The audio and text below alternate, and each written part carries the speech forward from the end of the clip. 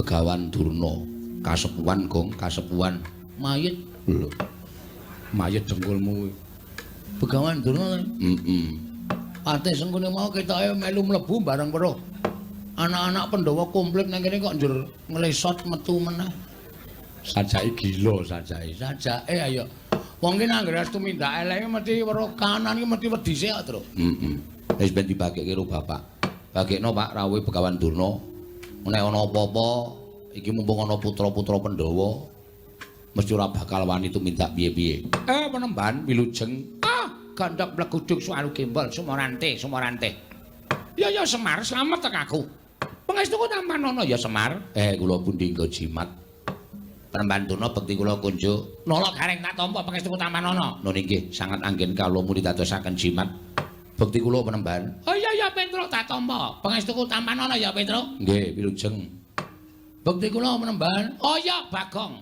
Pangestuku Tampanono ya Bagong. Nun nggih, sanget anggen kawula kok mboten nitih kuda. Hus. Ora tau numpak jaran. Oh nggih ampun. Ngapunten lho ming nyuwun prisa. Kowe takon ning sengkring ning ati. Nggih nyuwun ngapunten karang ya ming takon kok. Eyang Durna wilujeng. Wis anggene slamet tek aku wis anggene. Bektiku katur ya Eyang. Iya tak tampa cah bagus. Eyang Durna slamet rawuhe Yang. Lho, iki Antasena. Heeh. Slamet Antasena pangestuku Tampanono. Eyang Penemban bekti kula kunjuk. Iki kaya suarane Abimanyu. Kasinggihan mekaten. Bekti anu pangestuku Tampanono ya Abimanyu. Kula pundi nggo jimat Eyang. Bekti kula kunjuk Eyang. Iki kaya suarane Gatotkaca, Radyora Permana mlebu ning padukan Karang Kadempel. Inggih, ingkang wayah ing pringgondani. Pangestuku Tampanono, Gatotkaca. Eyang bekti kula kunjuk. Lho, iki kaya suarane Antarja. Inggih. Pangestuku Tampanono. Kanjeng Eyang bekti kula kunjuk. Iki kaya suarane Irawan. Inggih, dasar kepara nyata. Pangestuku Tampanono Irawan. Inggih, Kanjeng Eyang kula bekti kula kunjuk. Iki kaya suarane Janaka. Inggih. Bekti kula kunjuk Kanjeng Eyang. Tak tampa Janaka pangestuku Tampanono. Wah. Oh, cangkeme Bagong. Iki senengane bebeda kok, Gong. Seneng ya aku. Ayo pendhita gleleng ning mripate lamur. Heeh. Dadi ora nek dienggo dolanan ki iso. Wong ora ana Janaka kok ya. Apa iki kaya Gatotkaca kaya Antarja. Berarti ae slamet ta, Tru. Oh ya, mulane kae apa kacamatane digandulke ning dodoke apa. Dinahi rantai. Engko nek ora permana sapa-sapa terus dipasang. Penemban, enten apa? Rawuh wonten ing Karang Kadempel. Iki ngene ya Semar. Prantaku ning Karang Kadempel kuwi sepisan tilik marang kayuwananing kulawargamu lan anak-anakmu kabeh para Panakawan. Dene ndungak Angkalara, praptaku iki ora saka ngarepku dhewe nanging aku diutus dening anak Prabu Duryudana. Lan kacarita anak Prabu Duryudana kuwi ngimpi Semar. Nyumpena. Pancen kepara nyata. Lah, sumpenanipun babakan menapa? Nalika semana anak Prabu Duryudana paring dawuh kalawan aku, yen to 7 dina ing kepungkur mau ngimpi ketemu karo kowe jroning pangumpen. Nalika semana gumebyar cahyamu mawa teja. Mongko nalika kowe lungguh, katon banget yen to kowe nembe mangku Sang Hyang Rembulan. Nalika semana kowe paring dawuh kalawan anak Prabu Duryudana, sinuwun. Monggo kula aturi ngasta. Rembulan menika, Sang Hyang Candra menika wonten negari Ngastina. Menika dados sarana tentrem, ayem, rukun lan saya nginggahaken derajat pangatipun sinuwun Prabu Duryudana gregah wungu saka nindra anak Prabu Ngastina. Tumune dawuh karo aku supaya suwana ning Karang Kadempel ingkang wigati Semar.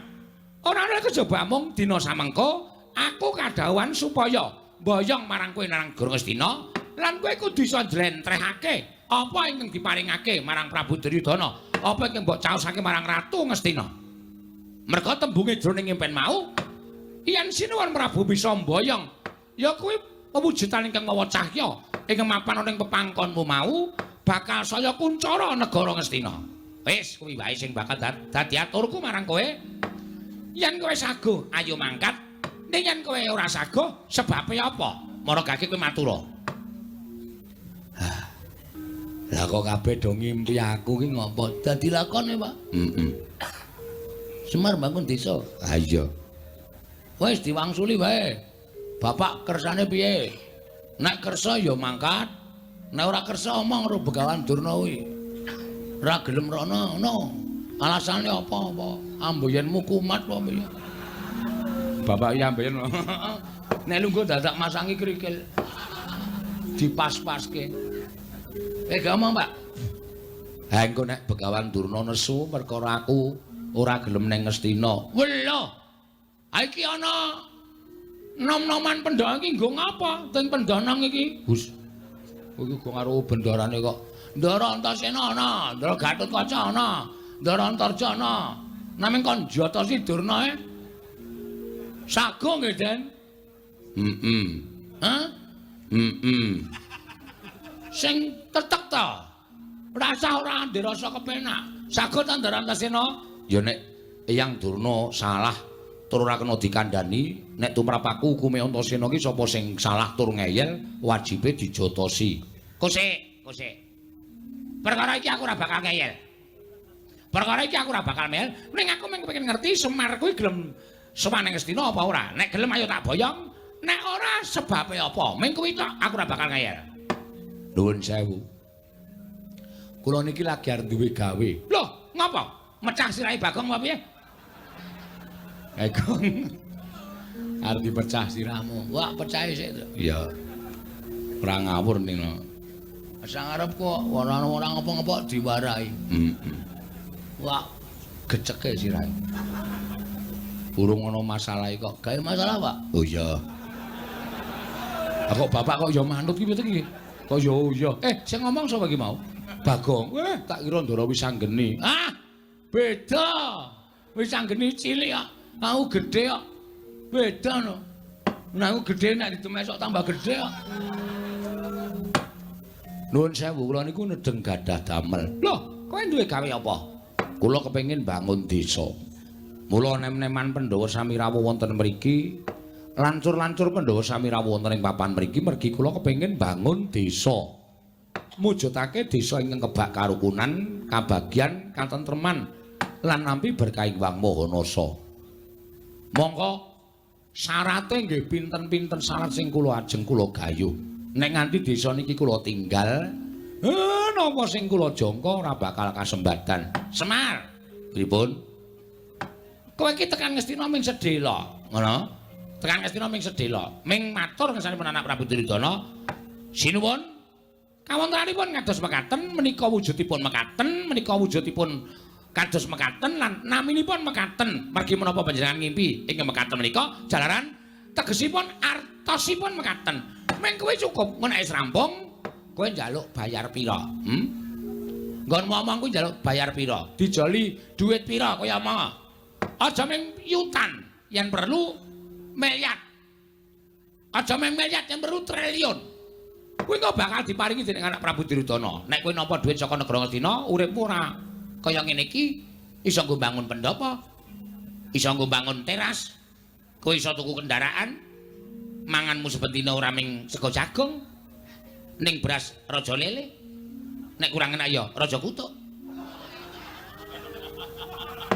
Kuwi kok iso nglakon kabeh tak kandhani, iso nglakon kabeh Paton.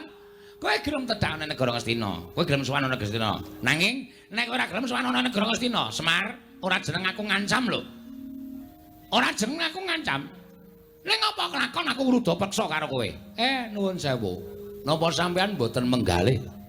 Enten riki kathah lancur-lancur Pandhawa sing saguh mbelani kalian Semar. Oh, kowe ngendelke bocah-bocah iki. Kowe ngendelke nom-noman iki. Kowe ora melek apa Semar? Iki meng putu-putuku, iki meng putu-putuku. Selagine bapak-bapakne wae do wedi karo aku, do gila karo Begawan Durna. Lah kok aku meng tok gegiro karo putu-putuku dhewe, karo anak-anak Pandhawa. Apa mbak aku nek aku wis ana anak Pandhawa iki aku wedi karo kowe? Oh, aku ora bakal gila karo kowe Semar. Nek kowe ora gelem, kowe tak rudha paripeksa Nayantaka.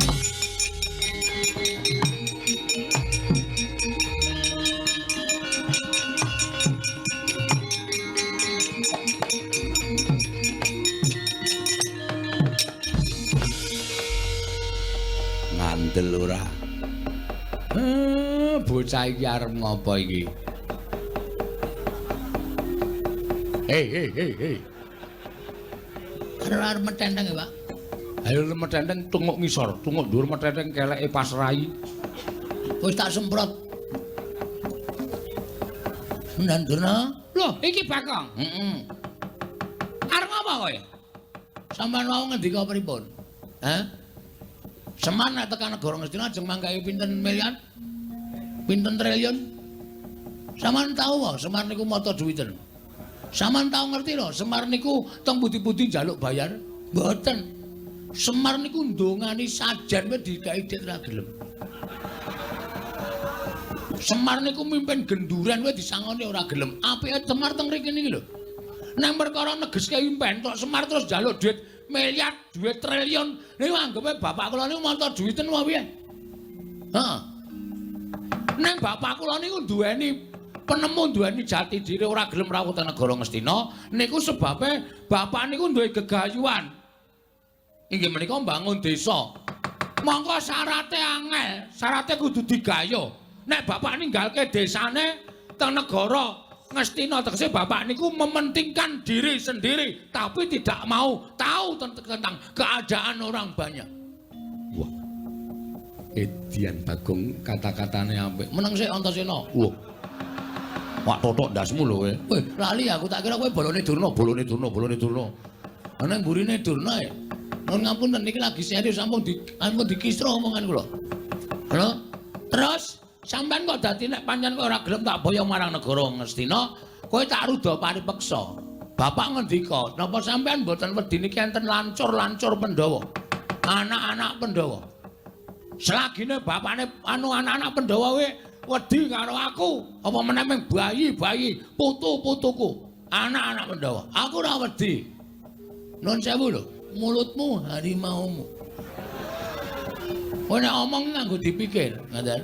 Nek ngendika nganggo dipikir aja waton ngendika sak penake dhewe. Nek sampean ngendika sak penake dhewe, ngrekoso urip sampean teng Karang Kadempel. Terus kowe arep ngapa? Kula mewakili bapak mboten ajeng tindak teng negara Ngastina. Lho, piye? Tegese kowe wani karo Begawan Durna. Lho, piye ta saiki? Posisi ngene iki mboten ateges kula wedi. Kula wani sekecap padha sakecap karo sampeyan niku merga kula wani penembar. Ora kok kula perkara wedi. Kowe wani merga ning kene ana anak-anak Pandhawa. Lho, mbok kandha bali. Ijen padha ijen karo sampeyan. Nganti sampeyan iso menang karo aku. Meguru karo wis 20 taun. Gong. Kuwi rapisan rapindo mesti gawe masalah kaya ngono. Gong. Apa itu? Mbok wis mundur kuwi perkarane bapak kok. Santai wae to. Kowe goblok piye? Ha iki nek ora digawe masalah terus piye mengko bar limbukan bubar. Nganggo utek ngomong. Kene iki ya karo mikir padake. Terus kok bar limbukan kilang-kilang arep apa iki? Wah, tenan dijaluk nes dite. Ah iya. Iku mula digawe masalah Durna ora wani tak gawe supaya wani. Ben mengko ana terusane. Konjur padake ora ganggong-ganggong. Lha nek ngono kowe wani karo Begawan Durna, sing tak wedeni apamu? Bagong, gandeng aku tak bengok wis ceng-cengan. Mulai iki ayo padha didadekake. Ayo metu Jawa. Ora bakal wedi arek. Ayo.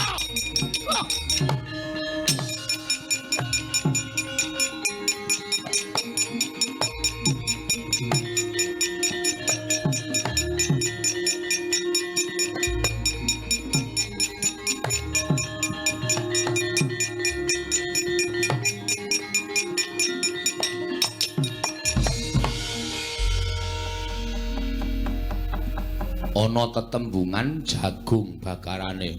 Endi? Lho kok endi? Ana, Pak. Sak ngertiku mung sate kambing. Wah, wis cilaka tenan. Kok cilaka piye? Durna wani. Ayo tandangi. Kowe wis wani nantang Begawan Durna kuwi ana tembungan jagung bakarane tanggung perkarane. Saya tak takon karo Ndara Wisanggeni. Kowe arep takon apa, Bagong? Sampeyan mau rawuh mriki nak pun sendika mbelani bapak to? Mbantu karo bapakmu ora mbelani. Ha saiki nek pancen bantu niku sampean kudu sago ngundurke Kurawa. Kusik. Aku mbantu le mbangun lho, ora ana mbantu perkara liyane. Jiar kowe ora. Nek Siwa Semar bangun desa aku mbantu, nek perkara liyane kon ngundurke Kurawa kuwi aku ora ana perkara karo pepundhenku Kurawa. Ya ora masalah wong aku ora tau weruh kowe perang kok. Kowe kisane mung modal lambe. Ya majur. Kaya inspektur rasane. Ndarantasena. Apa, Gong? Sampeyan bantu kare Semar to? Bantu mesti. Nek bantu mbok tulung Kurawa diundurke. Aku ya mung bantu le bangun desa ora perkara kok tekan kene ora niat gelut. Aku usirku ndelok jagat iki supaya tentrem, ayem ora ana regejegan. Terus fungsine kula nantang Durna niku mau. Lho, sing nantang sapa? Kula. Kok sing temandang aku. Nek wani nantang wani nandangi. Ya ora masalah. Oke. Kita wis do pidak jempol iki kita. Ndara Gatut Kaca. Nggih. Saman nate kemutan mboten? Perkara apa? Biyen jaman sampean dijedi teng Kawah Candra Dimuka. Iya. Niku asline sing ngentutke meng kula. Petruk ora wani tekan kawah, Gareng ora wani tekan kawah. Napa meneh Semar nek kena panas leleh. Sing tekan pinggiring kawah ngenteni Ndara Gatut Kaca jedul saka kawah niku meng kula. Apa mbiyen aku akon? Nggih mboten. Ora kewajibanmu to? Nggih. Terus kula tak takon, kewajiban sampean napa? Aku dadi satriyaning praja. Satriyaning praja kewajibane Ngayomi para kawula negara Ngamarta. Karang Kadempel niku ke bawah keperintah negari pundi? Ngamarta. Karang Kadempel ajeng diserang para Kurawa. Sampeyan pripun sebagai satriya? Mestine aku ngayomi. Mestine kudu ngoten. Iya. Kurawa kudu mundur tekan negara Ngastina. Iya. Dadi kewajibane sapa? Sing ning Karang Kadempel sapa? Kula kali Bapak kali Petruk kali Gareng. Terus nek kowe masrahke perkara kabeh marang Garukaca, apa rampung perkara negara? Aku ngrampungi perkara negara Ngamarta durung rampung-rampung babahi perkara Karang Kadempel. Sing gedhe pangapuramu rampung ana dhewe. Duar. Dongaku kabul. Kowe ndonga apa ya, Truk? Asem e. Ndara Antarja? Nggih. Sampeyan nggih boten kurang nabi kula. Ora terus terang bae ora. Wah, iki kok bloko banget to iki. Iya, Bagong, awakku kesel tenan, Bagong. Nggih, Bapak. Ndara Abimanyu sayangku cintaku. Ndara Abimanyu. Apa, Bagong? Sampeyan tresno kali kula to? Tresno. Mbok kula dibantu. Bantu apa? Sagejagan iki aku mung iso bantu 150, Bab. Ya tekan dhuwit ta iki. Kula niku nantang para sata Kurawa. Sing gedhe pangapuramu, Bagong, aku ra iso piye-piye. Kadang-kadang kudu ora mbelani, nek aku mbelani mesti aku dijothak, ora dijak dolan, ora dijak lunga. Oke. Iya. Juga kaya ngono ya. Bengi iki ora ana sing mbantu karo Bagong. Pak. Gandeng aku wis kadung nantang Durna. Isen aku mundur, Pak. Terus Aku njaluk pamit ya, Pak. Arep nendi? Methuke Kurawa, alakonane dhewe, Pak ladenane dhewe, tak tandangane dhewe, Pak. Kok njewewek cangkeme? Ora ngematke ya cangkemku ki sariawan. Oh. Nek ngomong sero lara e, Pak. Menjawab apa ya, Pak? yo sing ati-ati. Nek kowe mati kowe dadi kusuma bangsa. Malakonono dhewe. Nah aku mati lho, Truk. Ya mati awakmu dhewe kok aku bingung. Aku senengane glelengmu ora jamak-jamak. Nek ketanggur kene iki men tok rasake dhewe. Rek, Apa? nek aku mati aku ora nyaur utangmu. Ora nyaur apa-apa tak ikhlaske, Gong. Edan. Aku ngimpi apa to ya bengi iki? Kok dadi kaya ngene kae, Pak, nyuwun pamit. Begawan Durna Kurawa iki Raden Minajing. Ingkang sagung ngenjarat karo Esa Kurawa menyang dhewe.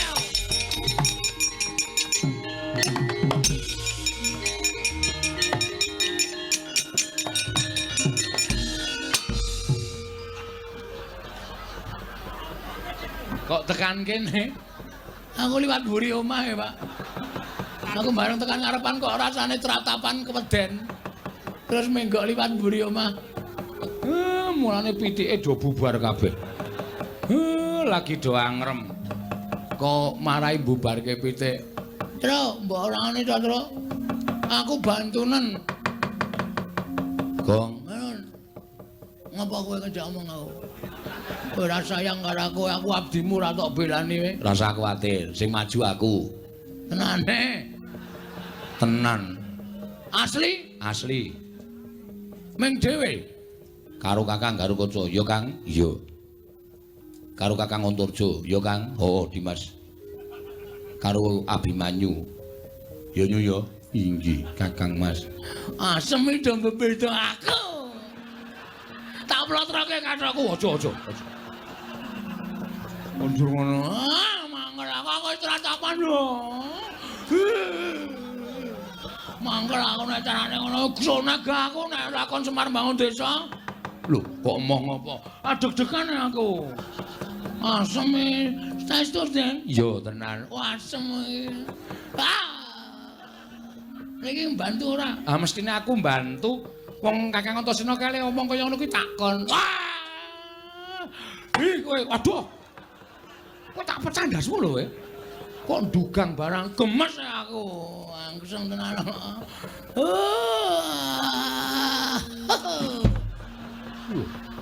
Wong jengkelit barang ora. Saking senengku. Gak metu njaba enggak. Sampeyan metu njaba metu njero. Ya ayo nek ngono metu njaba. Karo aku, oh bulane do seneng metu njaba ora masalah. Wah, tak cocoki ndase Bagong omongane. Kowe ngapa? Kowe iki nek ngene iki asosiasimu sing elek, pikiranmu sing jorok, goblok kowe. Ora iso mencerna kata-kata kowe. Oh, petok. Kowe aku jenes, aku sengit karo kowe kaya wong-wong kaya kowe pikirane elek kaya ngene. Delok limboke terus pikirane elek kae porno kae, susune mencetot ngono kae. Kowe sing basa iki pikirane sing nonton. Wong kuwi keindahan kok. Ora, kowe menungsa ya ana wis sengit tau. Nggih, Den nggih. Iya. Kamu tuh gak? Yo. Ndara Bimanyu? Iya Bagong aja kuwatir tak belani. Ndara Garukaca? Iya Bagong aja kuwatir tak belani. Ndara Antarja? Iya Bagong aja kuwatir tak belani. Ndara Wisanggeni? Iya, wis ayo mangkat dina iki. Kakang Antasena, Kakang Garukaca, Kakang Antarja mesake Bagong. Ayo padha dibantu. Nek kira-kira mengko kalah karo Kurawa, ya wis ben ditandangi Bagong. Iki omong apa meneh? Macem-macem ora ya nganti rampung. Iya, nganti rampung ya.